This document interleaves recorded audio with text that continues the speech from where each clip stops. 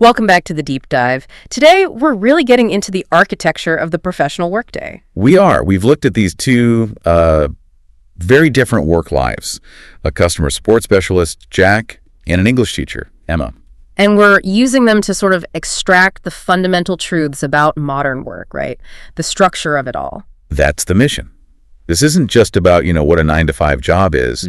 We're looking at how that structure creates boundaries, stress, compared to a job like teaching. Which has totally different timelines and demands. Exactly.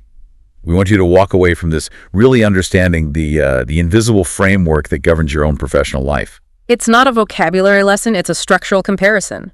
I mean, Jack's life is all about numbers, calls answered, reports filed. Whereas Emma's life is defined by relationships. Yeah. That moment, a student finally gets it. So let's start there. Let's define their roles and the rhythms that come out of them. Okay, so Jack, he's the customer support specialist.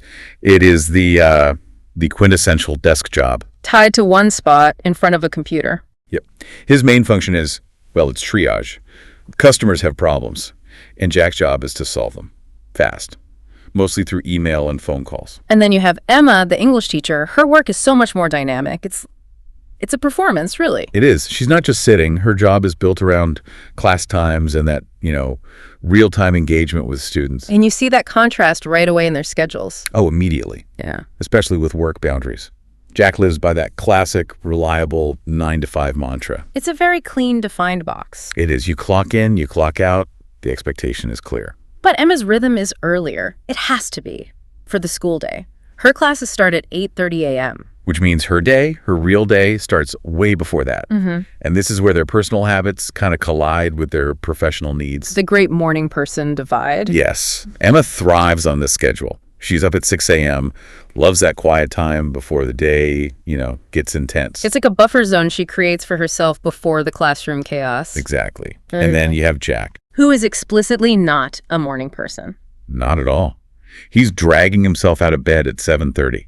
He says he's like a robot until he's had 2 full cups of coffee. It's a great example of how for some jobs you have to kind of artificially generate your energy just to meet the clock.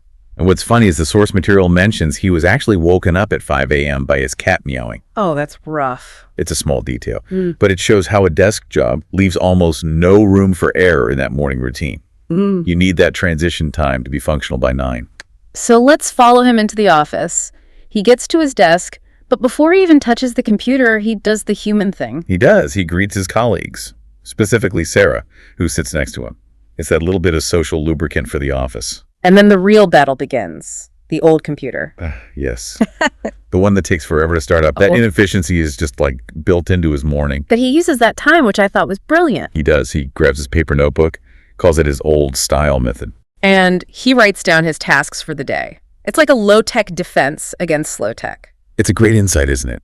When technology fails, we fall back on these simple, reliable manual systems to feel in control. So once the computer is finally running, the digital avalanche hits. He says he gets 20 to 30 new emails every single morning. That volume is just, wow. And his strategy is key here. He answers the easy ones first. It's a quick win strategy. It gives you a sense of control right before you have to tackle the really tough problems. And these emails are coming from his boss, colleagues, customers. It's a constant stream, which is why his team meeting is so efficient. 10 a.m., short and sweet. Just 15 minutes. Yeah, his team leader, David, just covers new info. Maybe they tackle a tough problem from yesterday. It's purely functional. Now, compare that to Emma's meetings. Well, her teacher meetings can sometimes drag on for a full hour. Which she finds very long. And that's the structural difference. Jack's meeting is about what got done.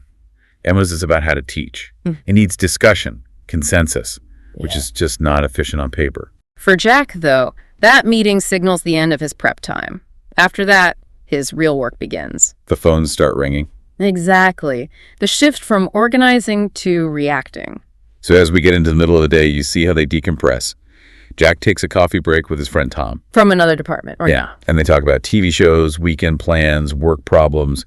It's that cross-departmental chat that helps reduce stress. It's social and functional, but Emma's break, it's almost surgical.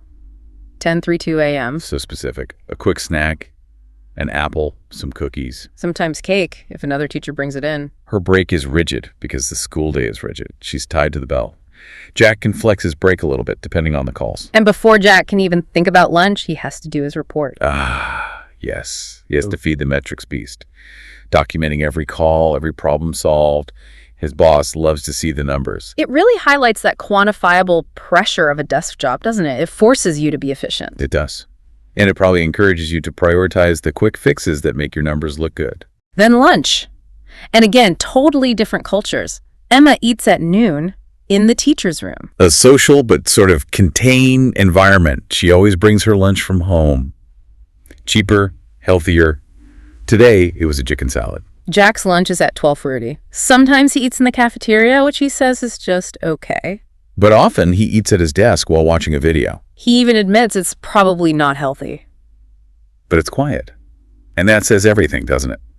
The noise of customer support is so constant that silence becomes the ultimate luxury. He'll trade social connection for it. That's a huge difference. Emma is almost forced into being social, while Jack actively seeks out isolation to recharge. And then comes the big one, the afternoon slump. It hits them both. It does, but how they deal with it is totally dictated by their jobs. Jack's solution is simple. More coffee. More coffee, an external stimulant. But Emma can't do that. She's dealing with sleepy students. So she has to use these active relational tools, games, videos, getting them to stand up and move around. She has to manage the energy of the whole room, not just her own. That's a lot of work. Jack's afternoon, though, it actually gets more complex. It does. He shifts from handling lots of quick phone calls to fewer but more complicated problems. The ones that need video calls with clients. Screen sharing, all that. It requires a much deeper level of concentration. Speaking clearly, listening carefully, it's depth over breadth. So as the day winds down, we're back to boundaries. Emma's last class finishes at 3:30 p.m. Which on paper sounds amazing. Right, but that's not when she leaves. No. This is the hidden labor of teaching. She stays until around 4:15 p.m. preparing for the next day, writing on the board, copying papers, checking homework. That extra 45 minutes is mandatory, unseen work that makes her job possible. Jack's boundary is much sharper. 5 p.m., he closes the computer, and in theory, he's done. Though he does say he sometimes works later if he has to. And then the commute, the official decompression stage. Jack's is 30 minutes on a crowded bus. Which he dislikes, but he uses the time well. Listens to music, audiobooks. Yeah. He's shifting his brain out of work mode. Emma's commute is shorter, about 15 minutes, and she walks. For her, that's her exercise for the day. So her wind down is physical and restorative.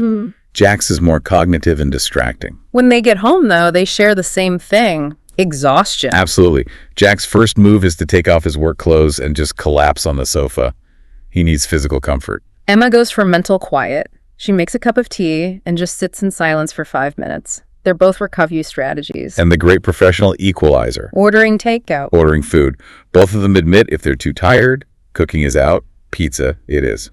It just shows how these high-demand jobs can eat away at the energy you need for just basic life stuff. So let's talk about the why. The satisfaction, the stress, the rewards. This is where it all comes together. Jack, for the most part, likes his job. He does. He says it can be boring, sometimes stressful, but his colleagues are nice, and he really gets a reward from helping people solve their problems. And Emma, of course, loves teaching. She finds it tiring, but very rewarding. Her payoff isn't a solved ticket number. It's that human connection. When a student says, "Thank you, teacher, I understand now." That aha moment. That's the gold.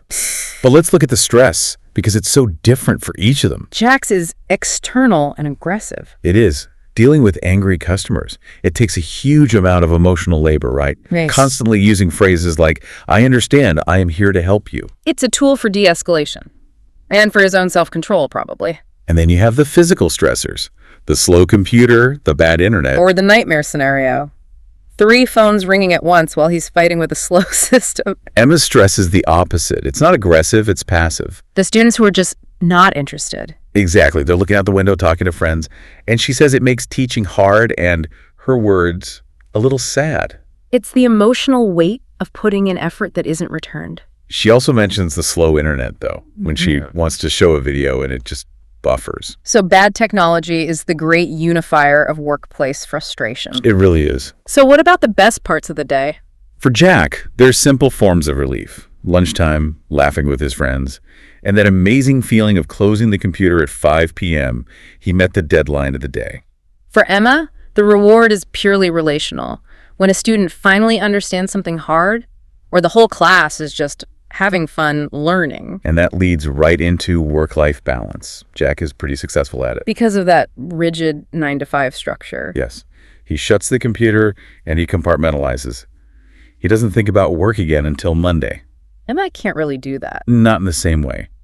That hidden labor, the prep work, it follows her home. She sometimes spends 2 or 3 hours on a Sunday getting ready for the week. The boundaries just bleed. They do. And this whole comparison gives us a really functional way to understand some key professional vocabulary. Right, because we've seen the words in action. Let's group them a bit. Maybe start with the language of professional structure. Good idea. So we heard schedule, which is that rigid plan for the day, and commute, the travel that links your home life and work life. And full-time, which just defines that baseline commitment of, 35 to 40 hours a week. Then there's the language of operational pressure. Where the stress comes from. Exactly. So that's where a word like report comes in. It's that document of accountability. It quantifies your performance. And the big one, deadline. The finish line you have to cross, which forces you to perform under pressure. Finally, you have the language of human interaction. The people. The people. Colleagues, that essential network of peers, whether it's the mandatory social time in Emma's teacher room or the optional coffee break for Jack. So we've really unpacked these two paths. The quantified desk job versus the relational teaching role. We've seen how schedule, tech, and emotional labor shape everything. And the goal here was really to give you that blueprint so you can analyze and, talk about your own work structure. I think the biggest insight for me is that no matter what you're doing, dealing with an angry client or a bored student, the real skill is patience. It's self-regulation, absolutely. Every job at its core is about managing frustration and staying calm while you solve a problem. Which leads to a powerful thought for you to take into your next workday. We saw Jack use that simple phrase, "I understand I'm here to help you," as a tool to handle a crisis. It's a tactical tool. Exactly. So if the real job is frustration management, what specific actionable tools beyond a simple phrase or just another cup of coffee do you use in your own professional life to handle the pressure and protect your boundaries? Think about the systems you have in place to make sure you can actually leave at 5 p.m. or the little tricks you use to re-engage an audience that's drifted off. That is the true architecture of success. We'll see you next time on Deep Dive.